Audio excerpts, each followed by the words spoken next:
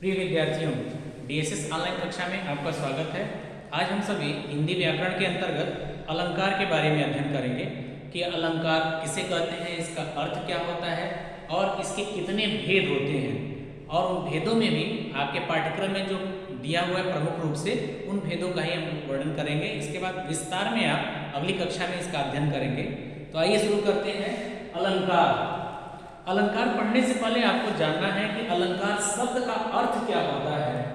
मैं बार बार यही कहता हूं कि अगर कोई भी परिभाषा या कोई भी तथ्य को समझना है तो उसके अर्थ को पहले समझिए। अगर अर्थ समझ जाएंगे तो आप जान जाएंगे कि उसके अंदर परिभाषा किस रूप में बनेगी।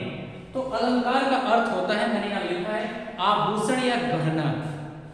आप ज्वेलरी के दुकान पे जाएंगे, देखेंगे कि ऊपर लिखा होता है उनके पे कि अलंकृत या अलंकार, मध्यस्या अलंकार या फला कोई अलंकार जो भी हो, वर्मा अलंकार या फिर आभूषण लिखा होता है। तो जिस तरह से कि गहना या आभूषण स्त्रियों के सौंदर्य को बढ़ा देता है, ठीक वैसे ही जो हमारे काव्य में जो शब्द है, वर्ण शब्द या उसके अर्थ से जो है उसकी काव्य सौंदर्यता बढ़ जाती है, उसको बढ़ाने का कार्य करते हैं, तो उनको जो है अलंकार कहते हैं। ठीक है, ये याद रखिएगा। अलंकार का अर्थ आभूषण या गहना। जैसे इससे किसी को सजाया जाता है, उसी प्रकार जो है जो हिंदी के अलंकार है उसमें काव्यों को सजाया जाता है। और किस तरह से सजाया जाता है, ये या तो उसके वर्ण के यानी शब्द के द्वारा या फिर उसके अर्थ के द्वारा। तो देखिए अलंकार की परिभाषा हो जाएगी कि काव्य की शोभा बढ़ाने वाले अर्थात काव्य की सुंदरता बढ़ाने वाले तत्वों को अलंकार कहते हैं। काव्य की शोभा यानी सुंदरता बढ़ाने वाले तत्वों को अलंकार कहते हैं। उदाहरण, दो उदाहरण मैंने यहाँ पर लिया है। पहला है चार चंद्र की चंचल किरणें। देखिए चार का अर्थ होता है सुंदर। च, च और च, ये जो वर्ण है इनकी आवृत्ति हुई है, अर्थात दो बार आए हैं, बार बार आ रहे हैं। इसको हम आवृत्ति कहेंगे, एक से अधिक बार आए। च यहाँ पर आया है, फिर इसके बाद से यहाँ आया है। आवृत्ति में हमेशा याद रखिएगा कि पहले को छोड़ के बाद को काउंट करते हैं। यहाँ पे च की कितनी बार आवृत्ति हुई है? सिर्फ एक बार। तीन बार आया तो है लेकिन आवृत्ति कितनी बार हुई है? एक बार, क्योंकि इसके साथ किसी की आवृत्ति नहीं हुई। देखिए या तो इसका इसके साथ या इसका इसके साथ, तो इसमें एक भी तो आवृत्ति हुई है, एक के बाद नहीं आया है। तो इसको हम जो है पढ़ेंगे इसके भेद के अंतर्गत। यहाँ मैंने उदाहरण के तौर पे आपको लिखा है चार चंद्र की चंचल किरणें। या फिर दूसरा, पीपर पात सरस मंडोला है। पीपल के पत्ते के समान जो है मनुष्य का मन होता है, वो इधर उधर डोलता रहता है, घूमता रहता है। ठीक है, तो यानी एक में जो है इसके शब्दों के द्वारा या इसके वर्णों के द्वारा हम कह लें इसमें चमत्कार उत्पन्न हो रहा है, इसकी रोचकता, इसकी सुंदरता बढ़ जा रही है। और दूसरे में जो है इसके अर्थ के द्वारा यानी सभी के अर्थ के द्वारा जो है इसकी रोचकता, सुंदरता या काव्य सौंदर्य बढ़ जा रहा है। तो इस आधार पर जो है अलंकार के भेद किए गए हैं। अगर शब्दों के द्वारा उसमें रोचकता उत्पन्न हो रही है या चमत्कार उत्पन्न हो रहा है तो उसे हम कहेंगे शब्दालंकार। यदि किसी काव्य के अर्थ के द्वारा अगर उसमें जो है रोचकता उत्पन्न होती है, चमत्कार उत्पन्न होता है, उसका सौंदर्य बढ़ जाता है, उसे हम कहेंगे अर्थालंकार। तो उसी प्रकार देखिए अलंकार के भेद में अलंकार के दो प्रमुख भेद हैं। पहला है शब्दालंकार और दूसरा है अर्थालंकार। इसको संधि मैंने विच्छेद करेंगे तब अलग अलग होगा। शब्द अलंकार, कहीं मैंने लिखा है शब्द अलंकार, कहीं लिखा है शब्दालंकार। तो इसमें आप कंफ्यूज ना होइएगा कि सर यहाँ पे गलत है क्या। ये एक साथ जब इसको लिखेंगे संधि हो जाएगी तो शब्दालंकार हो जाएगा। तो शब्दालंकार किसे कहेंगे कि जब किसी काव्य में उसके शब्दों के द्वारा, याद रखिएगा ये, उसके शब्दों के द्वारा चमत्कार उत्पन्न हो अर्थात उसकी सुंदरता बढ़ जाए, आश्चर्यजनक रूप से उसकी सुंदरता जब बढ़ जाए उसको हम चमत्कार कहेंगे, काव्य सौंदर्य कहेंगे। तो जब किसी काव्य में उसके शब्दों के द्वारा चमत्कार उत्पन्न होता है तो वहां शब्दालंकार होता है, अर्थात उस काव्य में शब्द अलंकार होता है। उदाहरण, तरंग तनुजा तट तमाल तरवर पहुंचाए। इसको भी रख सकते हैं उदाहरण में, ये भी आपका शब्दालंकार का ही है, शब्दालंकार। ठीक है, अब यहां देखिए जो उदाहरण मैंने लिया है, तरंग तनुजा तट तमाल तरवर पहुंचाए। अब इसमें क्या है, त वर्ण की आवृत्ति हुई है, त वर्ण एक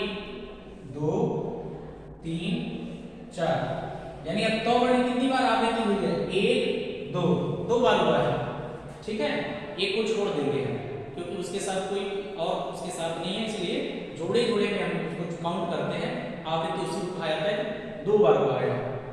तो इसमें तो वर्ण की अधिकता है या तो वर्ण की आवृत्ति है, इसलिए यहाँ पर कौन सा अलंकार है? शब्द अलंकार है, क्योंकि इसके शब्द के द्वारा जो है इसमें चमत्कार उत्पन्न हो रहा है। अब इसके बाद से शब्दालंकार के भेद हैं जो आपको पढ़ना है कि शब्दालंकार के कितने भेद हैं। तो शब्दालंकार के मुख्य रूप से 3 भेद हैं, जिसमें पहला है अनुप्रास अलंकार, दूसरा है यमक अलंकार, तीसरा और अंतिम है श्लेष अलंकार। उसको भी देख लीजिए यहाँ पे। शब्दालंकार के भेद, इसके 3 प्रमुख भेद हैं, जिसमें पहला है अनुप्रास अलंकार। अनुप्रास अलंकार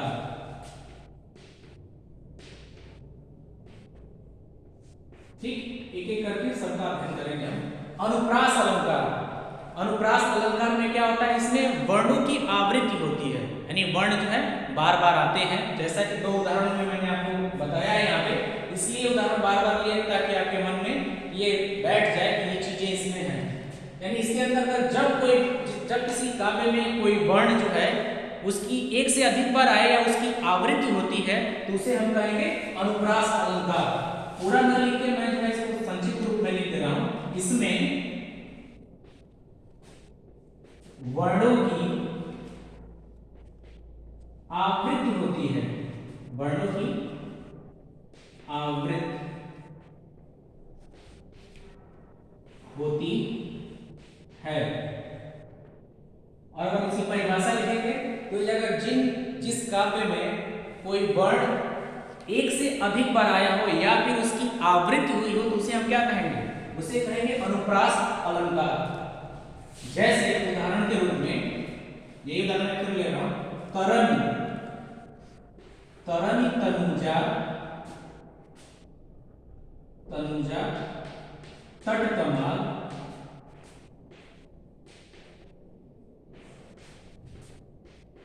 तरवर बहुछाए बहुछाए। ठीक है, ये यमुना नदी के किनारे की छटा का वर्णन किया है भारतेंदु हरिश्चंद्र ने, उसके बारे में है। ये देखिए यहाँ पे तो वर्ण, यहाँ तो इसमें देखेंगे इस पंक्ति में जो है तो वर्ण की आवृत्ति हुई है या तो वर्ण एक से अधिक बार आया है। ठीक है, इसलिए यहाँ पे कौन सा अलंकार है? यहाँ पे अनुप्रास अलंकार है। ठीक है, अब इसी प्रकार दूसरा जो है यमक अलंकार। दूसरा क्या है? यमक अलंकार। अब इसमें क्या होता है कि जब किसी काव्य में कोई शब्द जो है एक बार आए और उसका अर्थ जो एक से अधिक बार आए और उसका अर्थ भी अलग अलग हो तो उसे हम कहेंगे कि यमक अलंकार। ठीक है, जैसे अब इसमें मैं संक्षिप्त रूप में लिख दे रहा हूं कि इसमें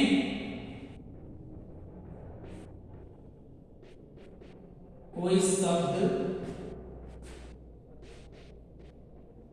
एक से अधिक बार आए, अधिक बार आए और उसका अर्थ भी अलग अलग हो और उसका अर्थ भी अलग अलग हो। ठीक है, अलग अलग हो तो वहां कौन सा अलंकार होता है? वहां होता है यमक अलंकार। जैसे बहुत ही प्रसिद्ध है ये पंक्ति, कनक कनकते सौ मुनि मां दत्ता अधिकार या खाए बौराय जग वा पाए बौराय। ठीक है, इसको मैं यहाँ पे लिख के आपको समझा रहा हूँ, एक लाइन लिख दे रहा हूँ। कनक कनक कनकते सौ मुनि मां दत्ता अधिकार, मां दत्ता अधिकार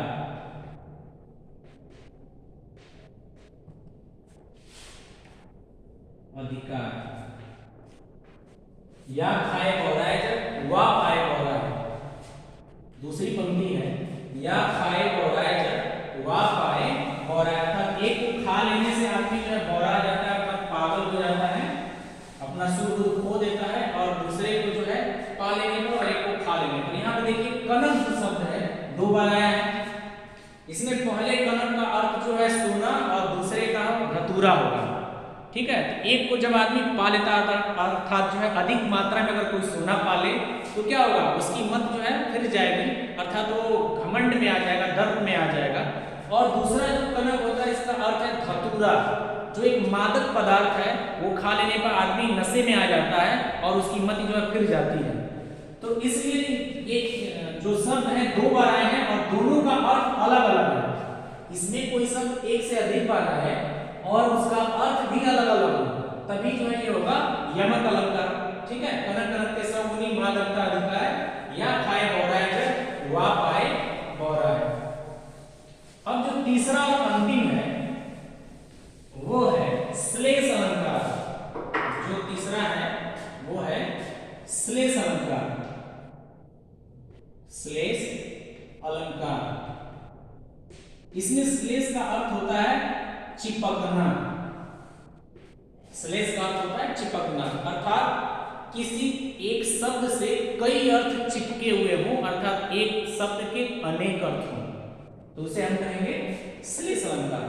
तो इसको याद रखिएगा इसमें कि जब किसी काव्य में या किसी पंक्ति में कोई शब्द एक बार आया हो और उसके अर्थ अनेक हो तो वहां कौन सा अलंकार होता है, श्लेष अलंकार होता है। जैसे आपके बुक में दिया हुआ है सुगरण को खोजत फिरे कवि व्यभिचारी छोड़। ठीक है, लेकिन इसके पहले भी जो एक आध पंक्तियां हैं वहां से वो शुरू होता है, तो मैं उसको यहाँ पर लिख रहा हूं। चरण धरत चिंता करत चितवत चारम हो। चितवत चारम हो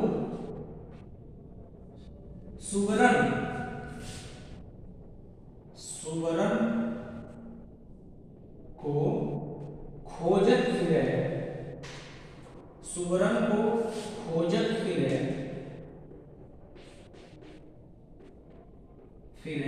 कवि व्यभिचारी चोर। ठीक है, तो इस तरह से ये पंक्ति पूरी होती है। चरण धरत चिंता करत चितवत चारम हो सुगरण, यहाँ एक शब्द आया सुगरण, को खोजत फिरे कवि व्यभिचारी और चोर। अर्थात इस सुगरण शब्द का अर्थ जो है यहाँ तीन के संदर्भ में लिया गया है। कवि के लिए जो है सुंदर पंक्तियां या अक्षर से संबंधित है, व्यभिचारी के लिए सुंदर रंग से मतलब है, और चोर के लिए क्या है, सोने से मतलब है, स्वर्ण गोल्ड सोना से मतलब है। इसलिए यहाँ पे इस पंक्ति में कौन सा अलंकार है, इस पंक्ति में जो है श्लेष अलंकार है। याद रख लीजिएगा, चरण धरत चिंता करत चितवत चारम हो सुवरण को खोजत फिरे कवि व्यभिचारी और चोर। इसमें सुमिरन शब्द का तीन अर्थ है, जिसमें पहले सुमिरन का अर्थ कवि के लिए सुंदर अक्षर या सुंदर पंक्ति से है, और दूसरे में जो है व्यभिचारी के लिए सुंदर रंग, ठीक, और तीसरे चोर के लिए जो है इसमें सोना से मतलब है, यानी पैसे से मतलब है, पैसे से भी जोड़ सकते हैं आप, इसलिए यहाँ पे श्लेष अलंकार है। तो इस प्रकार जो है यह शब्दालंकार के भेद थे कि इसके तीन आपने पढ़ा, अलंकार किसे कहते हैं, अलंकार की परिभाषा क्या है, इसका शाब्दिक अर्थ क्या है, इसके प्रमुख भेद कितने हैं। मैंने बताया कि इसमें दो प्रमुख भेद हैं, जिसमें पहला जो है शब्दालंकार और दूसरा अर्थालंकार।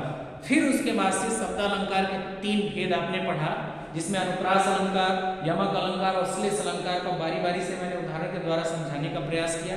इसके बाद और इसका भेद एक बच जाता है अर्थालंकार। तो अगले वीडियो में मैं अर्थालंकार किसे कहते हैं और उसके कितने भेद हैं इसके बारे में वर्णन करूंगा। उम्मीद है आपको अच्छे से समझ में आया होगा।